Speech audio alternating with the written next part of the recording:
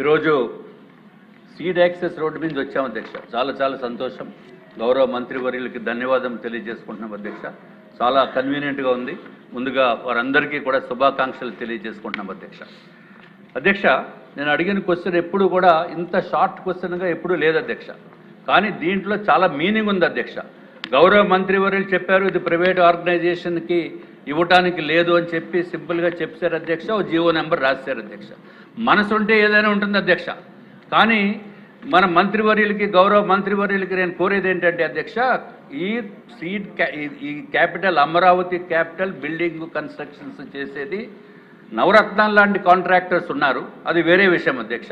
కానీ రాష్ట్రంలో సబ్కా అని state of Andhra Pradesh building contractors association అని చెప్పి అధ్యక్ష, దాంట్లో 4000 మంది కాంట్రాక్టర్స్, రిజిస్టర్డ్ కాంట్రాక్టర్స్ ఉన్నారు అధ్యక్ష. చిన్న కాంట్రాక్టర్స్ మన పెద్దవాళ్ళే కనపడతారు, కానీ చిన్న కాంట్రాక్టర్స్కి మరి ఏమాత్రం కూడా అవకాశం లేనటువంటి పరిస్థితి అధ్యక్ష. ఇది ఒక్కటే 4000 మంది రిజిస్టర్డ్ కాంట్రాక్టర్సే కాకుండా 6000 మంది ఎఫిలియేటెడ్ మెంబర్స్ కూడా దాంట్లో ఉన్నారు అధ్యక్ష. అంటే ఈ రాష్ట్రంలో 10,000 మంది ఉన్నారు అధ్యక్ష. This is not a private organisation అధ్యక్ష. దీనికి it is registered under societies act 431/2019 అధ్యక్ష. I'm repeating 431/2019. It is a registered societies act కింద రిజిస్టర్ అయిన బాడీ అధ్యక్ష. మేము అడిగింది దేని గురించి అధ్యక్ష? కాంట్రాక్టర్స్ అడిగింది ఎంతో దూరం నుంచి వచ్చి చిన్న కాంట్రాక్టర్స్ వాళ్ళు ఉండటానికి వసతి లేక, ఉండాలనుకుంటే డబ్బులు లేక, పేమెంట్స్ లేక నానా దుర్భరమైన పరిస్థితుల్లో ఉన్నారు అధ్యక్ష. కాబట్టి ఇక్కడ ఏదైనా స్టేట్ మీరు బిల్డింగ్ సైట్ ఒక్కటే ఏమన్నా నామినల్ రేట్కి ఇమ్మని చెప్పి ఈ కాంట్రాక్టర్స్ రిక్వెస్ట్ చేస్తున్నారు అధ్యక్ష. అంతేగాని డబ్బులు బిల్డింగ్ కన్స్ట్రక్షన్కి ఇమ్మని చెప్పి డబ్బులు ఏమి ఇమ్మని అడగట్లేదు అధ్యక్ష. దీనికి ఇందాక చెప్పిన మంత్రివర్యులు చెప్పినట్టు స్టేట్ ఆఫీస్కి, ఒక కన్వెన్షన్ సెంటర్స్కి, అలాగే ఒక స్కిల్ డెవలప్మెంట్ సెంటర్కి వాళ్ళ అకామిడేషన్ గురించి అడుగుతున్నారు అధ్యక్ష. ఇది ఒకటే కాకుండా అధ్యక్ష, ఇంకొక రిక్వెస్ట్ ఏంటంటే ఇది మాకు రూల్స్ పర్మిట్ చేయవని అంటున్నారు అధ్యక్ష. సరే, దానికి తప్పనిసరిగా దీన్ని ఆలోచించవలసిన అవసరం ఉంది అధ్యక్ష. గౌరవ మంత్రివర్యులు, గౌరవ ముఖ్యమంత్రి వర్యులు దీనిపైన కొంచెం ఆలోచించి మిగిలిన కాంట్రాక్టర్స్, ఎంఎస్ఎంఈలో ఉన్న కాంట్రాక్టర్స్ కూడా కొంత చేయూతనివ్వాల్సిన అవసరం ఉంది అధ్యక్ష. ఇది ఒకటే కాకుండా ఏమాత్రం డబ్బులు ఖర్చు లేని డబ్బులు ఖర్చు కూడా ₹1 ఖర్చు లేకుండా ఉండే వ్యవహారం కూడా మంత్రివర్యులు చేయవలసిన అవసరం ఉంది అధ్యక్ష. అదేంటంటే 29th డిసెంబర్ కాంట్రాక్టర్స్ డే కింద గుర్తించవలసిన అవసరం ఉంది అధ్యక్ష. ప్రతి వాళ్ళకి ఇంజనీర్స్ డే ఉంది, డాక్టర్స్ డే ఉంది, మదర్స్ డే ఉంది, ఫాదర్స్ డే ఉంది. ఈ మొత్తం బిల్డింగ్ నిర్మాణం మొత్తం చేసేది మొత్తం కాంట్రాక్టర్సే కదా అధ్యక్ష. వాళ్ళకి ఒక డే అనేది లేకుండా ఎలాగ అధ్యక్ష? అది డే కనుక 29th డిసెంబర్ కాంట్రాక్టర్స్ డే కింద ప్రకటించవలసిన అవసరం ఉంది అధ్యక్ష. అప్పుడైతే ఏమవుతుందంటే అధ్యక్ష, ఈ చిన్న కాంట్రాక్టర్స్, పెద్ద కాంట్రాక్టర్స్ వారి సహాయ సహకారాలతోటి గౌరవ మంత్రివర్యుల్ని పిలిపించి వారికి సన్మానం చేసి కాంట్రాక్టర్స్కి ఉన్న ప్రాబ్లమ్స్ ఇవన్నీ కూడా తెలపడానికి అవకాశం ఉంటుంది అధ్యక్ష. ఇది ఒక్కటే కాకుండా నిష్ణాతులైన ఎవరైతే ఇంజనీర్స్ ఉన్నారో వారిని కూడా తీసుకొచ్చి ఆ రోజు సన్మానం చేసి ఆ రోజు వారి దగ్గర నుంచి లెక్చర్స్ వినిపించి కాంట్రాక్టర్స్ హైయెస్ట్ క్వాలిటీ ఏ విధంగా చేయాలో అని చెప్పి సెమినార్స్ పెట్టడం ఉంటుంది అధ్యక్ష. దయచేసి ఈ విధమైన కోరిక, ఇది చిన్న కోరిక అధ్యక్ష, ఇది పెద్ద ఇష్యూ కూడా కాదు అధ్యక్ష. ప్రతిదానికి ఒక నిమిషం అధ్యక్ష, చార్టర్డ్ అకౌంటెంట్స్ డే ఉంది, అన్నింటికి బోల్డ్ డీలు ఉన్నాయి అధ్యక్ష. కానీ కాంట్రాక్టర్స్ మాత్రం లేదు అధ్యక్ష. దయచేసి ఇదొక్కటే అయిపోయింది అధ్యక్ష. ఇదొక్కటే కాకుండా అధ్యక్ష, ఈ కాంట్రాక్టర్స్ పాపం చిన్న వాళ్ళు అధ్యక్ష. ఇదివరకు జీవో నెంబర్ 35 ఉండేది, జీవో 94 ఉండేది అధ్యక్ష. అప్పుడు ఏదైతే పాత ప్రభుత్వం అధ్యక్ష జీవో 35, 94 రెండు జీవోల్ని తీసేసి జీవో 62 అని తీసుకొచ్చారు అధ్యక్ష. ఆ జీవో 62 ఏంటంటే కేవలం బిల్డింగ్ కాంట్రాక్టర్స్కి ఏమాత్రం ఉపయోగం లేనటువంటి జీవో అధ్యక్ష. అందుకు బోర్డ్ ఆఫ్ చీఫ్ ఇంజనీర్స్ అధ్యక్ష 29/5/2025 నాడు board of chief engineers meet అయ్యి ఇది రెండింటిని కలిపి ఇంకొక కొత్త జీవో తీసుకురావాల్సిన అవసరం ఉంది, జీవో 62 పనికిరాదని చెప్పడం జరిగింది అధ్యక్ష. ఇది సంవత్సరం కాలం అయినప్పటికీ కూడా అధ్యక్ష, సంవత్సరం 3 నెలలు అయిపోయింది అధ్యక్ష. అది ఇంకా ఇరిగేషన్ డిపార్ట్మెంట్లో అక్కడే ఉంది అధ్యక్ష.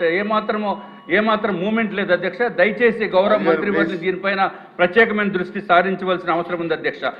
ఇంకొకటి జీవీఎంసీ ఎలక్షన్స్ వస్తున్నాయి అధ్యక్ష. జీవీఎంసీ ఎలక్షన్స్ విశాఖపట్నంలో ఎలక్షన్స్ వస్తున్నాయి అధ్యక్ష. తప్పనిసరిగా కూటమి ప్రభుత్వం అందే ఈసారి జీవీఎంసీ మేయర్గా ఉంటారు అధ్యక్ష. కూటమి ప్రభుత్వము అట్లాగే కార్పొరేటర్స్ కూడా అత్యంత అధికమైన మెంబర్స్ తోటి ఈసారి జీవీఎంసీ పైన కూటమి ఫ్లాగ్స్ రెపరెపలాడుతాయని చెప్పి తెలియజేసుకుంటే అధ్యక్ష చిన్న రిక్వెస్ట్ ఉంది అధ్యక్ష. ఏదైతే అధ్యక్ష 28th నవంబర్ 2025 తర్వాత పేమెంట్ బిల్స్ లేవు అధ్యక్ష.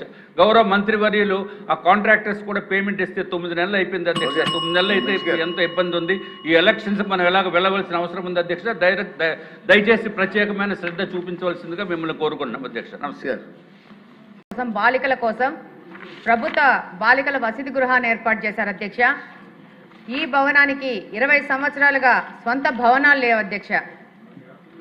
అద్దె భవనాల్లో ఈ యొక్క హాస్టల్ నడుపుతున్నారు అధ్యక్ష. దాదాపు 130 మంది బాలికలు intermediate, degree, nursing, post graduate చదువుల కోసము సుదూర ప్రాంతాల నుంచి వచ్చి ఇక్కడ ఆశ్రయం పొందుతున్నారు అధ్యక్ష. ఆస్పిరేషనల్ డిస్ట్రిక్టు ఎన్నో ఆస్పిరేషన్తో జిల్లాలో నలుమూల నుంచి వెనకబడిన బీసీ విద్యార్థినులు ఈ ప్రాంతాన్ని ఇక్కడికి వచ్చి విద్యను అభ్యసిస్తున్నారు అధ్యక్ష.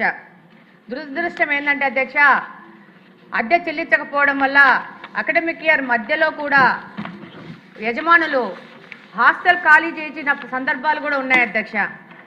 ప్రస్తుతం ఉన్న భవనానికి 5 లక్షల రూపాయల అద్దె చెల్లిస్తూ మళ్ళీ కరెంటు బిల్లులు, నీటి బిల్లులు ఎక్స్ట్రా కడుతున్నారు అధ్యక్ష. సరైన భద్రతా సౌకర్యాలు లేని కారణంగా ఆడపిల్లలు అభద్రతా భావంతో ఉన్నారు అధ్యక్ష.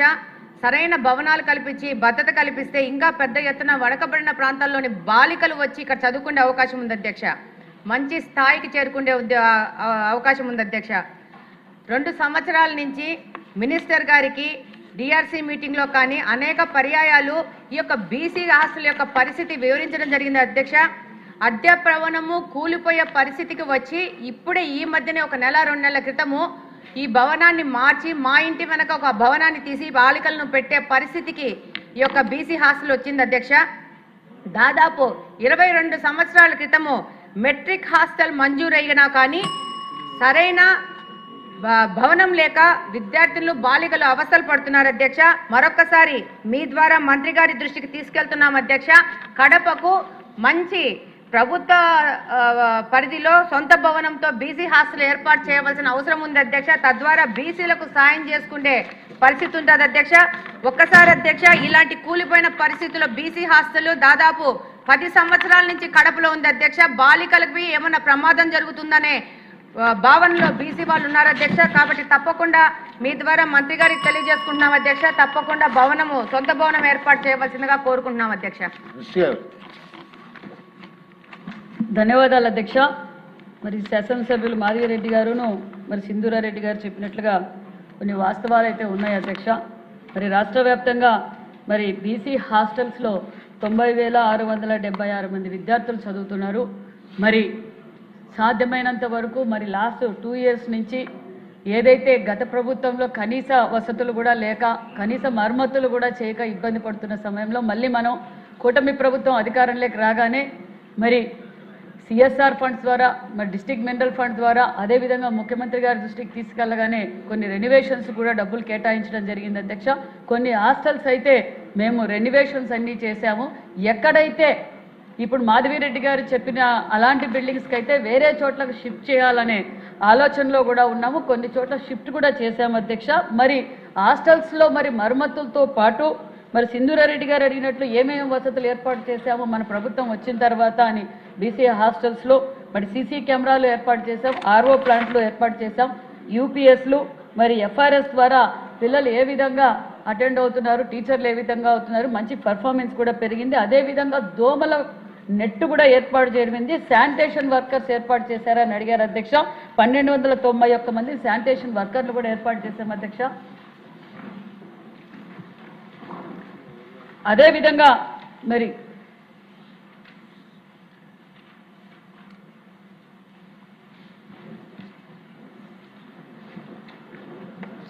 అదేవిధంగా కుక్కు కమాటీలు అడిగారు అధ్యక్ష. కుక్కు కమాటీలు కూడా 113 మందిని కుక్కు కమాటీలు కూడా ఏర్పాటు చేయడం జరిగింది అధ్యక్ష. అంతేకాకుండా 26-27 సంవత్సరం బడ్జెట్లో మరి ఓన్లీ బీసీ హాస్టల్స్ రిపేర్ల కోసం కూడా మరి 20 కోట్ల రూపాయల నిధులు కూడా కేటాయించడం జరిగింది అధ్యక్ష. మరి శాసనసభ్యులు మరి మన సింధూరారెడ్డి గారు అడిగినట్లు గురుకుల పాఠశాలను హాస్టల్స్ గురుకుల పాఠశాలలుగా మారిస్తే బాగుంటుందని సింధూరారెడ్డి గారు చెప్పారు. గతంలో రివ్యూ జరిగినప్పుడు ముఖ్యమంత్రి గారి ఆదేశాల మేరకు ఎక్కడైతే తక్కువ మంది 50 లోపల ఉన్న స్ట్రెంత్ ఉన్న పిల్లల్ని మరి గురుకుల పాఠశాలలకు చాలా డిమాండ్ ఉంది అధ్యక్ష. శాసనసభ్యులు మంత్రులు అందరూ మాకు గురుకుల పాఠశాలలు కావాలని కోరటం కూడా జరిగింది అధ్యక్ష. ఏదైతే మీరు గతంలో ఇందాక చెప్పారు అధ్యక్ష, అన్న నందమూరి తారక రామారావు గారు ప్రారంభించిన గురుకుల పాఠశాలలు మన రాష్ట్రం విడిపోయినప్పుడు 32 మాత్రమే ఉన్నాయి అధ్యక్ష. మళ్ళీ మన రాష్ట్రం విడిపోయిన తర్వాత మరి బీసీల పక్షపాతి చంద్రబాబు నాయుడు సార్ ముఖ్యమంత్రిగా ఉన్నప్పుడు 75 గురుకుల పాఠశాలలు శాంక్షన్ చేశారు అధ్యక్ష. ఆ తర్వాత మరి 25 బిల్డింగులకి 40 కోట్ల రూపాయలతో శాంక్షన్ చేయడం కూడా జరిగింది.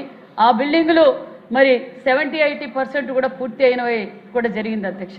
మరి ఇప్పుడు ఆ 5 సంవత్సరాల్లో దాన్ని కూడా గాలికి వదిలేయడంతో మళ్ళీ ముఖ్యమంత్రి గారి దృష్టికి తీసుకెళ్తే ముఖ్యమంత్రి గారు అవి ఏవైతే గోనిబావి, మడకసిర, రొద్దం, మరి పులివెందల ఇవన్నీ మరి దగ్గరలోనే బిడ్డలకు అంకితం చేయబోతున్నాం అధ్యక్ష.